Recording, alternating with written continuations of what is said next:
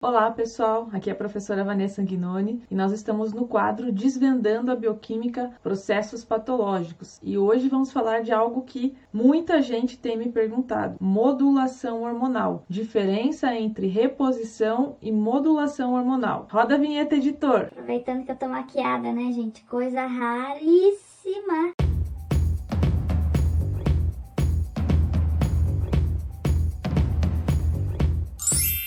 Vamos lá então, gente, falar de hormônio? Olha, muita gente tem interesse nesse assunto, até porque ter o equilíbrio hormonal é um dos pilares da ortomolecular, é um dos pilares da saúde, né? Só que vocês vão ver nessa aula de hoje, a gente vai falar um pouquinho das diferenças, então, entre reposição e modulação, e também vou mostrar para vocês aqui o meu pensamento e o pensamento da maioria dos profissionais da integrativa que trabalham de forma séria com hormônios, mostrando para vocês quando é que você deve fazer modulação, quando você deve fazer reposição, quais são os critérios que a gente deve utilizar, o que a gente tem que raciocinar primeiro quando pega um paciente que tem desequilíbrio hormonal. E isso aqui, gente, é muito importante. Talvez o que a gente vai falar aqui seja mais importante do que você ficar estudando os tipos de hormônio bioidêntico, as plantas que modulam o hormônio, como se você tivesse todo um arsenal de conhecimento sobre os produtos e não soubesse quando utilizar e por quê e de que forma, tá bom? Então a aula de hoje é como se fosse uma introdução para você, profissional da saúde, entender qual é o momento e os porquês e quando utilizar hormônio.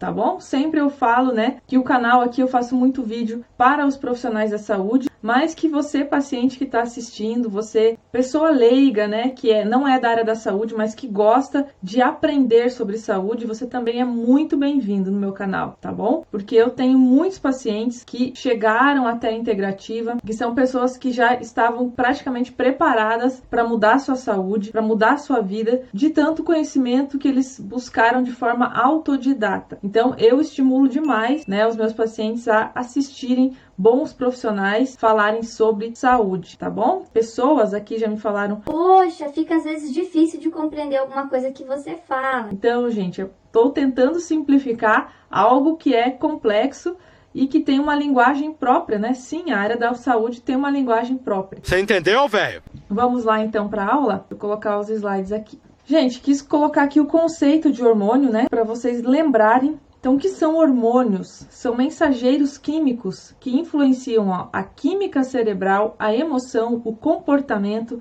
o sistema imune e como o alimento é transformado em energia. Sim, os hormônios têm todas essas funções, tá, gente? E só por curiosidade, deixei aqui para vocês qual é a maior glândula que a gente tem no corpo, ou seja, qual é o maior tecido produtor de hormônios.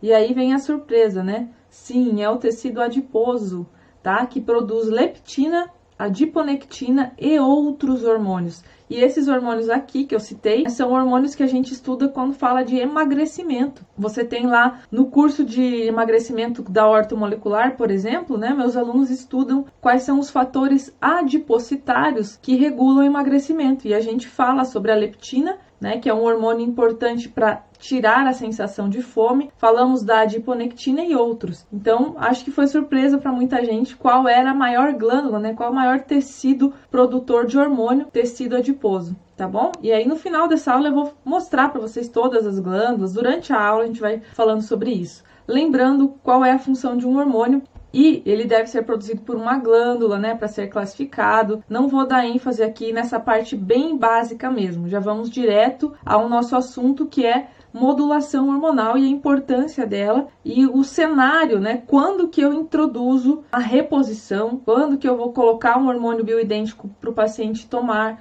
quando que eu não devo fazer isso, o porquê que eu não devo fazer em algumas situações, é isso que a gente vai falar aqui. Então, só diferenciando, gente, o que é reposição e o que é modulação, porque, olha, essa dúvida é muito, muito, muito recorrente. Então, eu coloquei aqui para vocês lembrarem, ó, reposição, né, como o próprio nome já sugere, significa devolver ao corpo substâncias que já não estão sendo produzidas naturalmente, tá? Neste sentido, a reposição hormonal tem tem um efeito corretivo. Então esta é a visão da ortomolecular, que você tem que repor hormônio para corrigir os níveis de uma pessoa, não utilizar hormônios em níveis altíssimos para produzir algum efeito, tá? Isso não é o foco da ortomolecular. Tem alguns profissionais que estudam ganho de massa, que trabalham com atletas, que tem uma outra linha de pensamento, né? O que eu tô trazendo aqui para vocês é o pensamento de equilíbrio. Tudo que vocês pensarem que é da integrativa tem a ver com equilíbrio, principalmente com a ortomolecular, né? A ortomolecular é a ciência do equilíbrio da bioquímica, né? O que a ortomolecular estuda, gente? Os desequilíbrios bioquímicos que levam às doenças e todas as técnicas, os tratamentos, os procedimentos que vão levar novamente esse corpo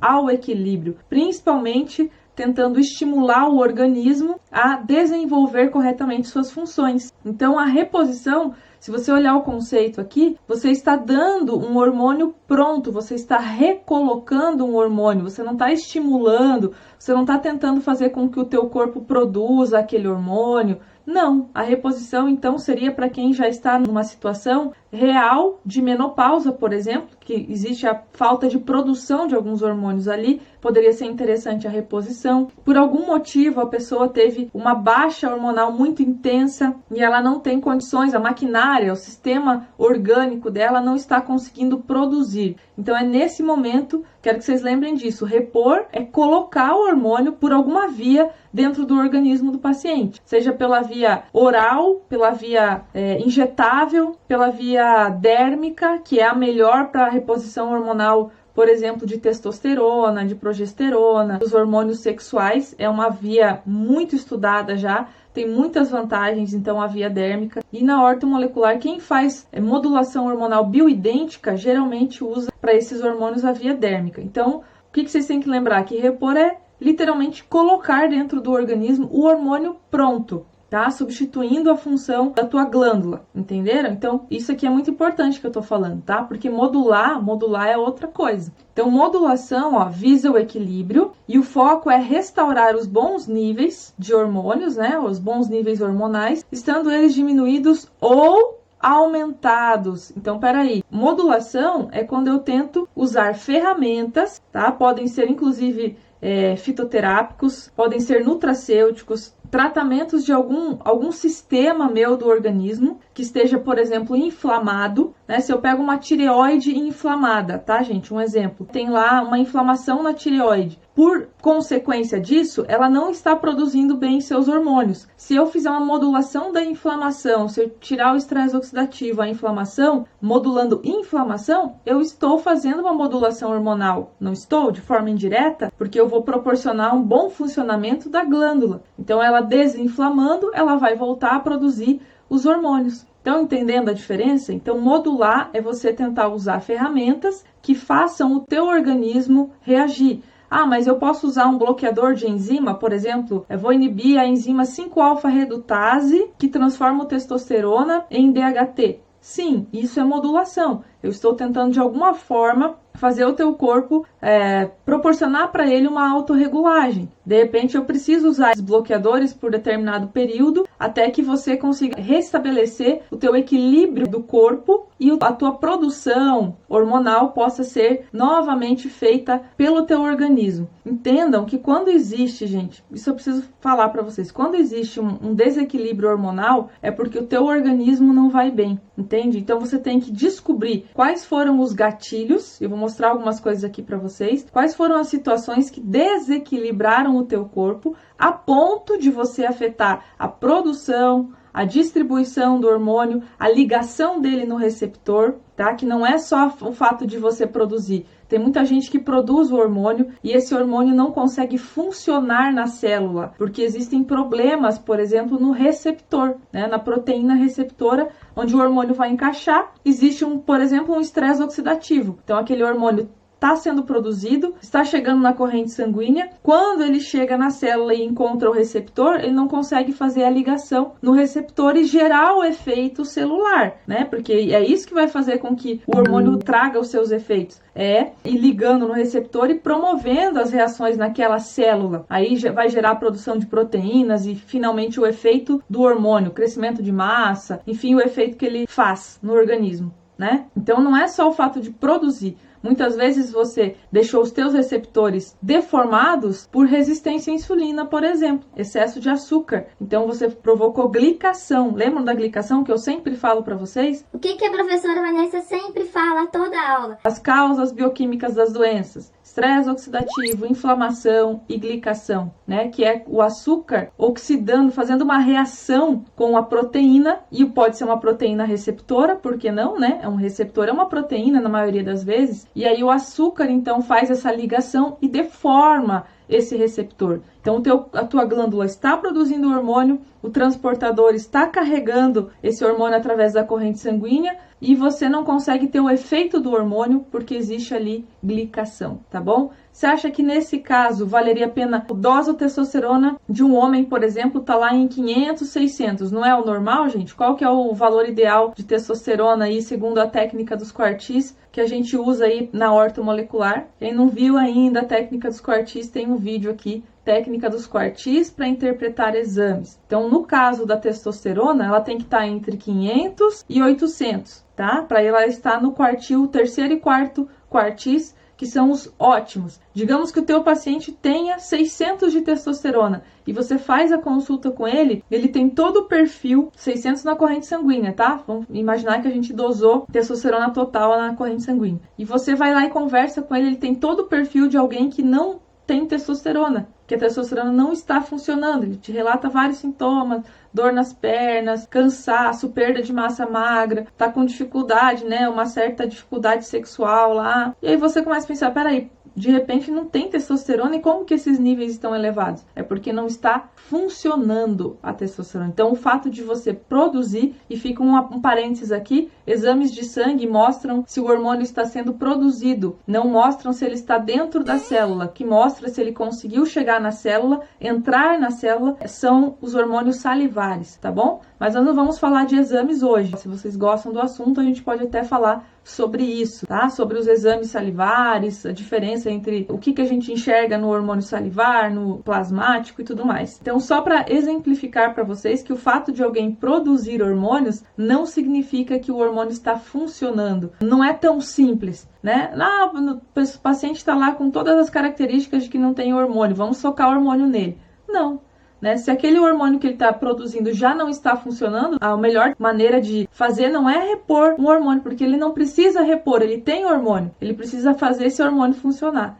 Tá bom? Estão entendendo, gente? A coisa não é aperta um botão, vai lá e bota um hormônio pra dentro e vai dar tudo certo. Não. E nesse caso pode dar muito errado, inclusive, né? Porque ele pode, inclusive, pegar a testosterona e desviar para estrógeno, progesterona, começar o homem, por exemplo, repondo, começar a aumentar a mama. E aí, vai ser legal? Acho que não. Então a gente precisa entender muito desse assunto antes de achar que tudo se resolve com reposição hormonal. Fica um detalhe para vocês lembrarem, né? Que eu gosto muito de aderir a essa ideia do Dr. Lair Ribeiro. O hormônio é a cereja do bolo, né? Então você tem que fazer o bolo primeiro e aí o hormônio ele vem e faz o papel dele. Se você não souber fazer o bolo e for tentar fazer reposição hormonal, pode dar muito errado. Muito efeito adverso. Daria uma aula só para falar dos efeitos adversos, dos erros em relação à reposição hormonal, tá, gente? Então, diferenciaram bem o que é reposição do que é modulação? Tá? Repor é colocar pronto o hormônio porque o teu corpo não está produzindo, você desistiu do teu corpo. E modulação é quando você tenta entender quais são os fatores que estão provocando o desequilíbrio hormonal e você tenta modular os sistemas. Tanto o próprio sistema hormonal em si, né, tentando, por exemplo, modular o cortisol,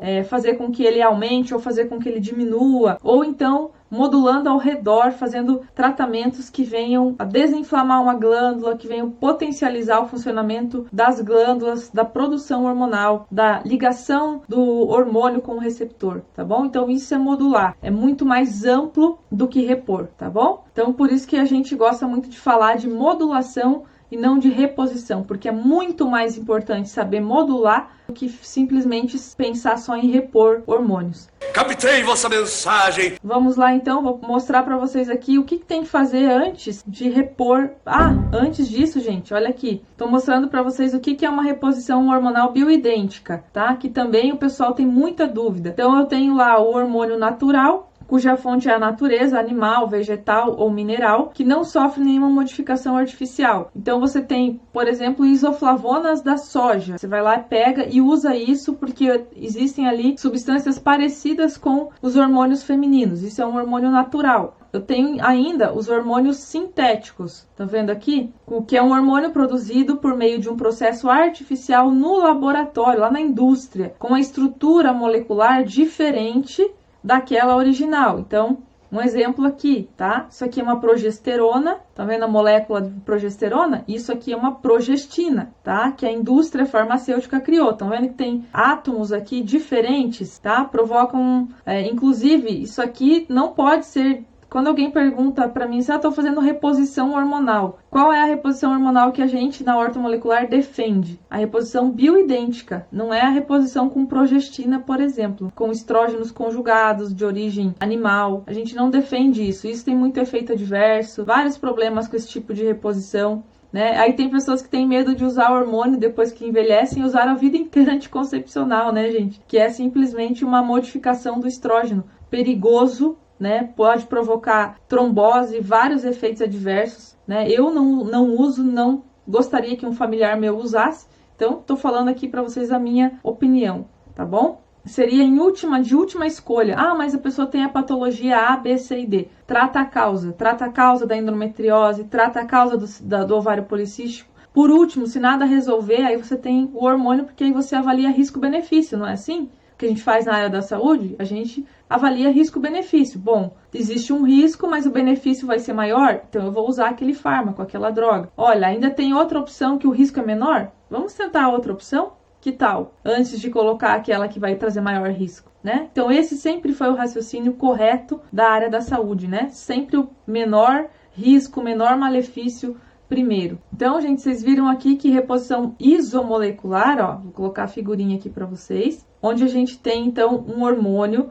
produzido por meio de um processo artificial em laboratório, mas, ó o mas aqui, com estrutura molecular igual ao hormônio humano. Isso aqui é o hormônio bioidêntico. Isso aqui é um alho, isso aqui é um gomo de bergamotinha, aqui conhecida para vocês como mexerica, né? Ficou aparentemente igual, né? Eu fui lá, olha, funcionou, né? Encaixou. Olha como encaixou no receptor aqui. Mas nem todo encaixe é funcional. Então, esses outros hormônios, eles encaixam nos receptores, mas eles não encaixam de forma perfeita, não tem a mesma potência, não tem as mesmas características químicas, bioquímicas e fisiopatológicas ou fisiológicas, vamos dizer assim que é melhor, não tem as mesmas características fisiológicas do hormônio natural nosso, do ser humano, produzido pelo corpo.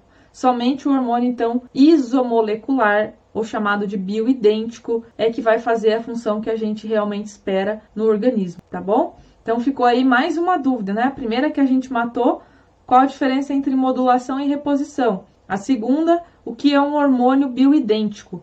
O seu uso, ou por que a gente prioriza utilizá-lo, tá bom? Vamos lá? Vamos ver o que mais que eu coloquei aqui para vocês que eu achei interessante de hormônio. Sim, tá? Olha só. Quando a gente pensa em modulação, gente, a gente tem que ver se a pirâmide básica está sendo feita. Tá vendo que a ponta aqui é a modulação hormonal. A base tem a ver com nutrição, suplementação e atividade física, e podemos dizer que com o equilíbrio do estilo de vida, tá? E aí eu vou mostrar para vocês aqui o que acontece, né? Quais são os processos bioquímicos que a gente olha antes de fazer a modulação, mas por que alguém faz um desequilíbrio hormonal, gente? Geralmente é porque o estilo de vida, essa base, esse equilíbrio entre nutriente e desintoxicação, nutriente, toxina, estilo de vida, hábitos saudáveis de vida, está desequilibrado ou não foi seguido corretamente, né? Então, uma pessoa que chega num desequilíbrio hormonal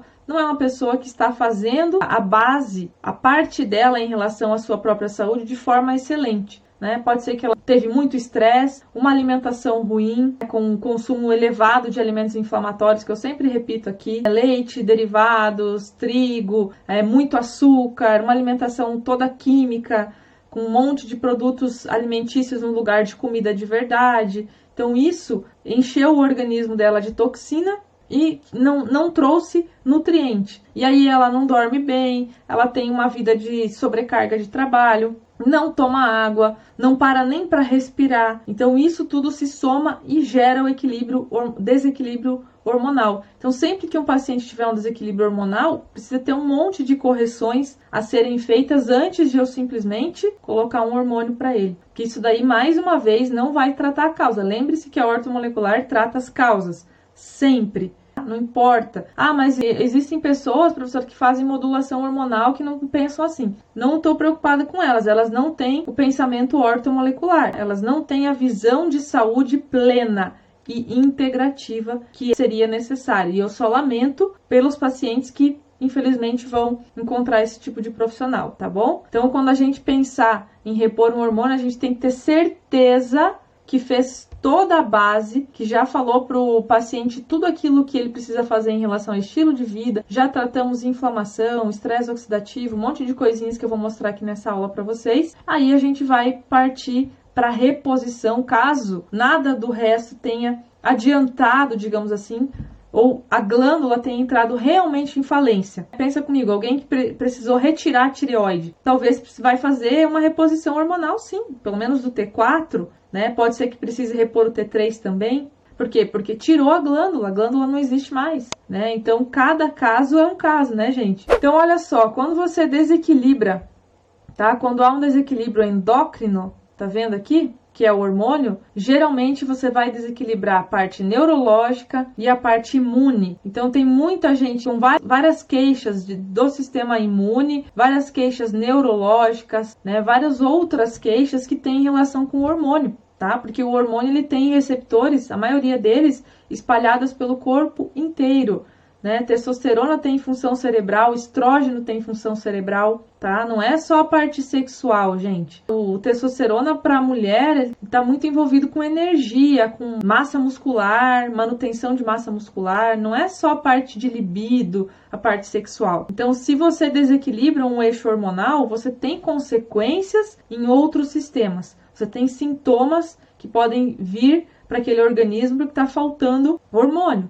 Tá? Então é muito interessante a gente conhecer o organismo como um todo, aquilo que eu sempre falo na orto, né? Eu tenho que entender a relação entre os sistemas. Tenho que entender que até o meu intestino prejudicado vai interferir com os estrógenos. Então uma desbiose intestinal pode interferir com a minha concentração de estrógenos no organismo?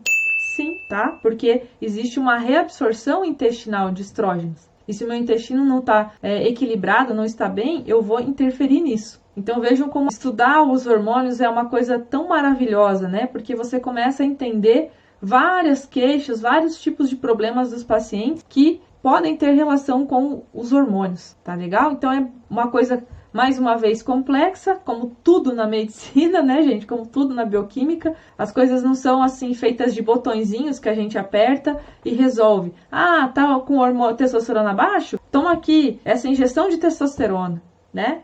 Infelizmente, tem gente que ainda pensa que é assim que funciona o organismo, mas espero que vocês que estão aqui até agora me assistindo tenham percebido que não é assim, né? Que as coisas não são assim para que elas sejam corretas e para que o teu paciente tenha uma solução prolongada, sem trazer prejuízo e que ele possa realmente ter uma vida plena, tendo encontrado você para ajudar nesse processo, tá bom? Então, olha só, fatores que a gente precisa equilibrar, que precisam ser equilibrados antes de repor hormônio. Então, aqui falando de reposição. Quais são os fatores que precisam ser equilibrados? Primeira coisa, o que vocês estão identificando aqui? Quem já me acompanha? Identificaram, né, gente? Estresse oxidativo, inflamação sistêmica, glicação, excesso do açúcar, né, dos efeitos da glicose no organismo e metilação. Metilação eu também já falei muito para vocês, que é a questão da homocisteína, lembram? Eu já falei vídeos aqui inteiros no canal sobre homocisteína, dizendo que A homocisteína é um marcador que mostra pra gente como estão as reações de metilação do nosso paciente. E eu quero abrir um parênteses, eu sempre falo que a própria homocisteína para vocês, ela é prejudicial, ela causa lesão no vaso sanguíneo, mas eu quero dizer para vocês que a submetilação, ou esse não funcionamento da metilação, ele é uma das grandes causas de cânceres que tem relação com estrógeno. Então, por isso que a gente tem que observar como está essa reação. A metilação acontece na maior parte no fígado e muitas vezes você precisa melhorar as reações de metilação para melhorar a destoxificação do teu paciente. Teria que fazer uma aula também só sobre metilação, tá, gente? Aqui no canal tem eu falando de homocisteína e risco cardiovascular. Várias vezes eu falo de homocisteína. Quando eu tô falando aquelas aulinhas sobre a vitamina B12, sobre o ácido fólico, que é a B9, eu falo de metilação, porque eles são, essas são as vitaminas importantes para que você tenha uma boa metilação. Só que eu preciso ter, por exemplo, uma B12 metilada, um ácido fólico metilado, então eles participam nesse ciclo da metilação, tá bom?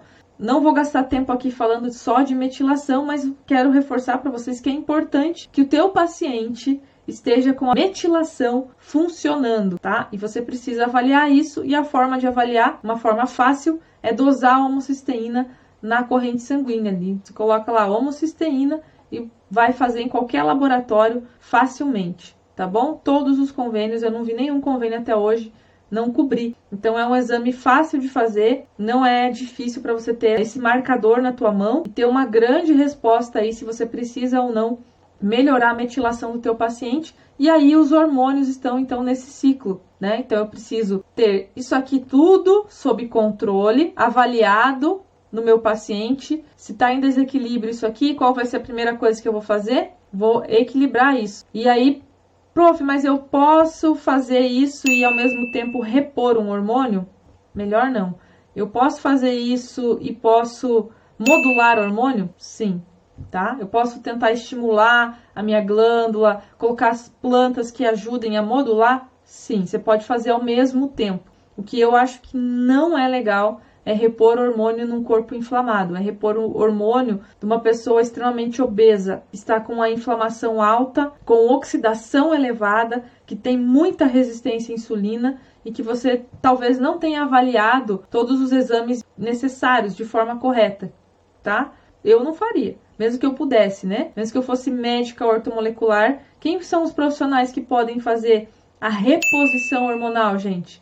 Que podem prescrever hormônios bioidênticos, os médicos e os dentistas, tá bom? São esses dois profissionais. Nós que somos da saúde, eu como farmacêutica, você como enfermeiro, como nutricionista, biomédico, fisioterapeuta, você pode fazer a modulação hormonal. E por isso que eu digo, se eu pudesse, nesse caso não faria, porque tenho total consciência do perigo que é você usar um hormônio num organismo desequilibrado, inclusive de câncer, né, gente? O problema não é o hormônio, o problema é o excesso de reposição que as pessoas fazem, usam hormônios não em doses fisiológicas, em doses 10, 20 vezes maiores do que as doses fisiológicas e colocam o hormônio no organismo desequilibrado. Vamos à parte 2 da aula. Se você gostou dessa parte 1, curte, compartilha, manda para as pessoas que você ama, que você acha que precisam entender isso, que estão aí com alguns conceitos errados na mente. Manda para elas, se inscreve aqui no canal e eu te espero na parte 2 desta aula, tá bom? Beijão!